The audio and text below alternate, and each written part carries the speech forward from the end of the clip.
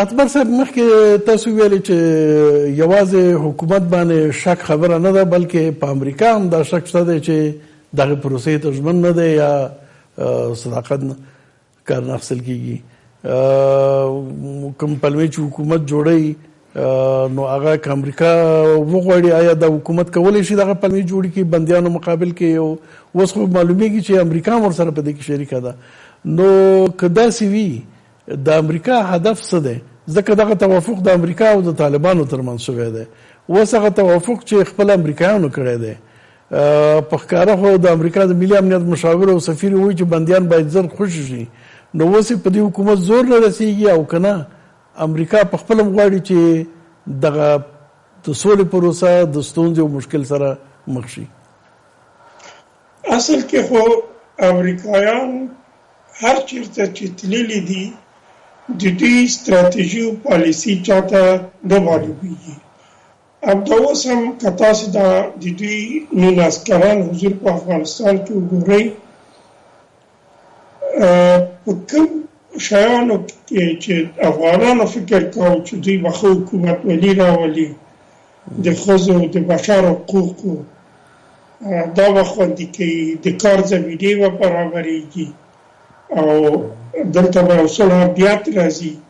د دوی په حضور کې 22 نورې ډلې هم د طالب نه علاوه په افغانستان کې پیدا شوي دي.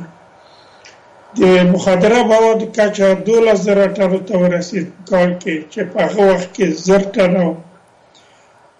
افغانستان په نړۍ کې د فاسدو هېوادونو په جمله کې 3 نمبر شو. نو دغسې محبل او مجمل سیاستونه د امریکایانو دي. په شروع کې کله چې دوی د پاکستانیانو سره په هغه تقابل کې لاړل چې پاکستان ته ویلې چې تا به حصر حجر ته ویسو او اوس چې موږ ګورو چې امریکایان د افغانستان ځینې په وتلو شو دوی ټول تجهیزات پاکستانیانو ته ورکړل او اوس هم بیا د افغانستان قضیه دوی په پاکستان باندې سپاري.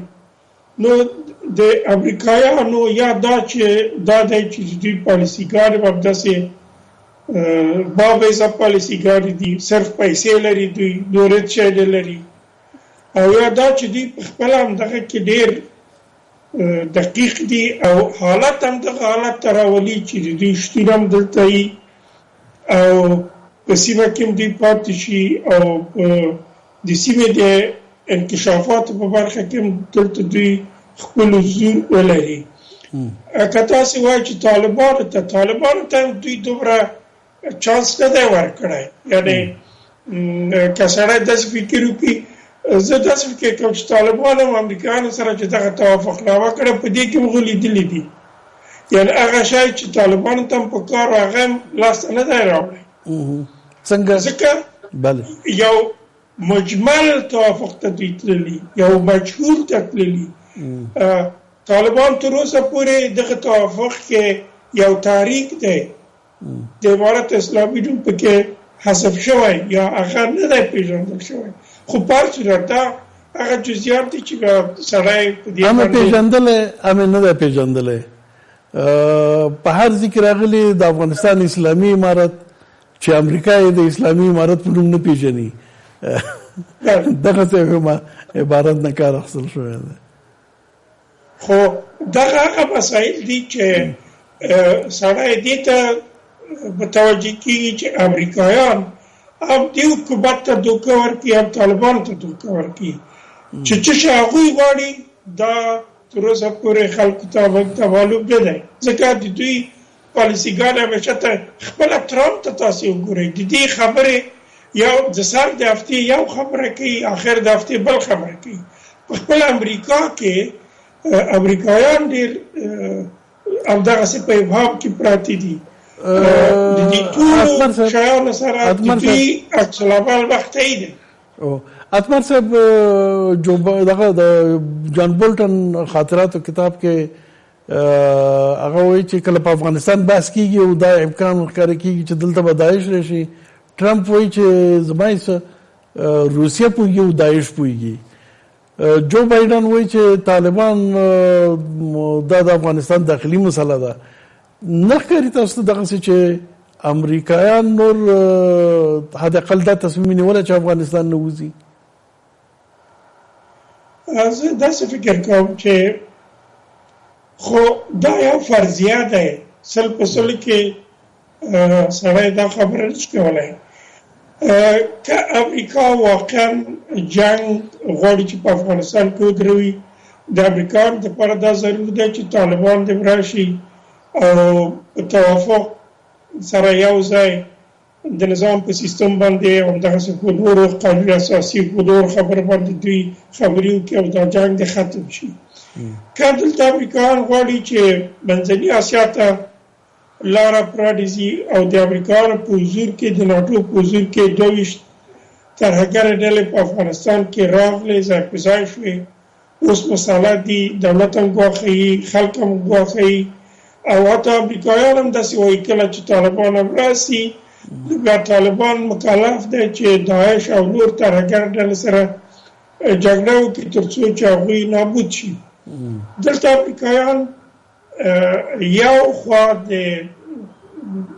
دې فکر دا دی چې طالبان ګویا د امریکایانو سپایان شو، ځکه هغه کار چې د افغانستان دولت تر دې نه پورې کوو هغه نو بیا طالبان به کوي. دا د طالبانو د پرستیج دپاره هم زه فکر کوم چې یو ښه بحث نه دی. خو په هر صورت نو دغه ټول په ابهام کې دي چې راتلونکی به څه رقم شکل ونیسي. موږ ته څه پکار دي په دې خو ځکه دا سوله خو زموږ د امریکایان کار څه پلان لري، په دې وروسته بحث کوو چې راتلونکي وضعیت په اړه باید موږ څه وکړو. اندر صاحب یوازې دغه موارد نه دي چې موږ مخکې یاد کړل، جګړې هم شدت موندلی دی. عام د حکومت د خوا نه په مختلفو سیمو باندې بمبار زیات شوی دی، وژنې کېږي، او هم د طالبان د خوا نه بریدونه زیات شوي دي. سمنګان باندې برید تاسو ولیدو، قندوز کې چې کوم رقم وضعیت دی، په نورو سیمو کې طالبان د خوا نه هم حملې زیاتې شوي دي او د حکومت د خوا نه. نو دغه وضعیت به سولې سره مرسته وکړي او که تاوان کوي ورته؟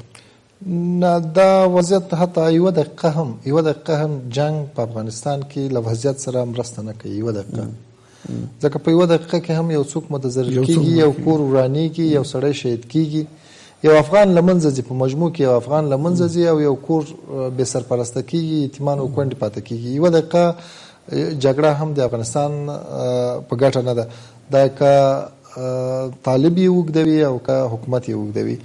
تر ټولو غوره خبره به دا ویسي لکه مخکې اتمر صاحب هم ورته اشاره وکړه چې که د امریکایانو نیت نه وي، د بهرنیانو نیت نه وي، موږ باید خپل نیتونه خالص کړو. خو دلته یو قسم فکر کوم یو کاذب غرور حاکم دی چې افغانستان به اوس فتح شي، او دا شی موږ یو وارې مخکې ولیدل. دغه کابل چې فتح شو صحیح دی، ځکه هغه یو طرف په موږ ومنو چې د ډاکټر نجیب الله حکومت نسکور سو، شکست یې وخوړ، خو هغه سیاسي جوړجاړی ونسو، فتح سو. بیا د فتح نه وروسته هغه نتیجه څه سوه؟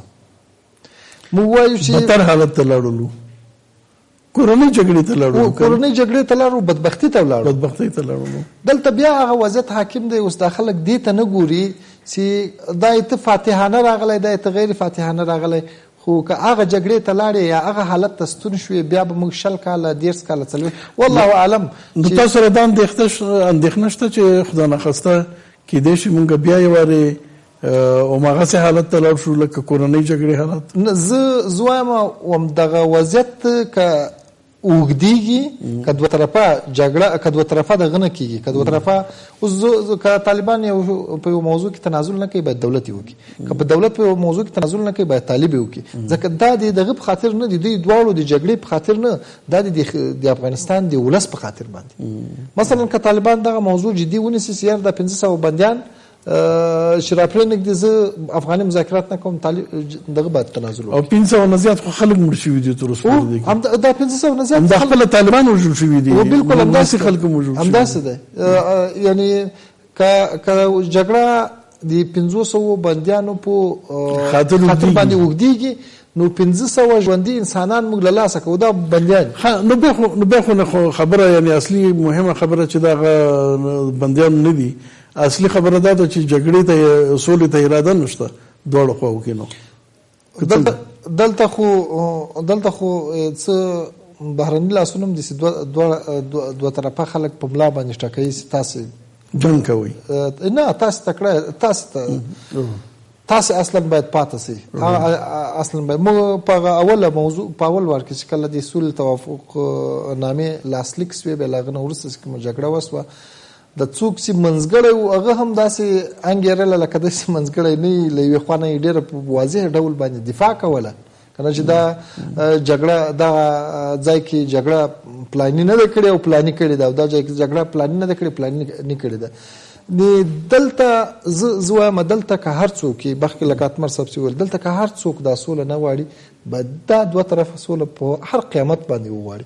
ځکه که بهرنیان یې نه غواړي دلته نورې کړۍ دي هغه یې نه غواړي دلته ګاونډیان دي نه غواړي خو افغانان یې باید وغواړي. یو څوک چې ځان ته افغان وایي که هغه په افغان حکومت کې او که هغه د افغان حکومت مخالف په هر ډله کې هغه باید سوله وغواړي. ځکه دا زموږ ضرورت ده. لیکن دا به کېږي څنګه؟ آیا اوس افغان حکومت هم داسې کارونه کوي چې د سولې مخالف دي؟ طالبانو د ریز کې حملې زیاتې کړي دي، مختلف داسې کارونه کوي چې هغه سولې سره مخالف دي. نو څنګه به دا سوله کېږي؟ آیا داسې امکان لري چې دلته سیاسي احزاب ګوندونه نور چې دي دا مستقیما طالبانو سره په خبرو کې یو موافقې ته ورسېږي؟ څه وشي باید؟ زما په نظر باندې خو مطلقه اراده باید وشي. اول وربند وشي خلاص. اول وربند وشي. وربند هغه له دیني لحاظه اول وربند فرض دی. وربند لازم دی. افغانانو ترمنځ وژنه اوس نور پای رسول پکار دي. مخکې که افغانان وژل کېدو په دې خاطر وژل کېدو چې مرتد غلامي پلانې څه دلایل موجود. اوس خو هغه دلایل هم ختم شو. اوس خو دا جګړه مطلق بین الافغاني جګړه ده. مخکې خو د دې جګړې لپاره دلایل تراشل کېدل چې دا بین الافغاني جګړه نه ده، دا د بهرنیانو سره له کسان سره جګړه ده چې هغه محاربین دي. اوس خو مطلق افغانان دي. دا افغانان سه هر ډول دي. زه وایم یو سړی دغه کور ته راځي په دغه کور کې واک کوي، واک چلوي، حکومت کوي، نو په ایتمان او په کونډو په تورسرو په خراب بازار باندې واک چلوي، خو روغ بازار او روغ خلکو باندې دی واک وچلای. نو دا څه دا به کومه معنا ولري؟ ټول انسانان ووزل سي مړ سي بد حالت باندې راځي. دا حالت خو دې زغملو نه دی. زوم مطلق اوربند یوازنۍ لاره داسي بین الافغاني مذاکراتو ته زمينه برابروي او له هغه نه وروسته یو دایمي سولې ته زمينه برابروي. بالکل. افغان وژنه چې دا د دې مخه باید ونیول شي. په هر صورت چې دا د افغانانو وژنه باید. اتمر صاحب مخکې په دې باندې بحث کو، خو د امریکا په نیت او په اراده باندې بحث دی چې په هغه باندې شکونه دي. لیکن امریکا ته چاره څه ده؟ څه کولی شي اوس که سوله کامیابیږي او وځي توافق په اساس او دلته یو ثبات راځي؟ خو دا بیل حالت دی. لیکن که داسې نه کېږي او لکه څنګه تاسو ویلې شک دا ده چې امریکا پاتې کېدلو ته زمینه سازي کوي.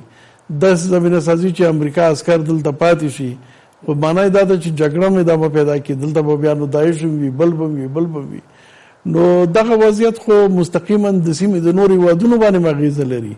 دلته خو یوازې افغانستان کې دغه څو ډلې او امریکا نه ده، سیمې هیوادونه هم دلته شته دي.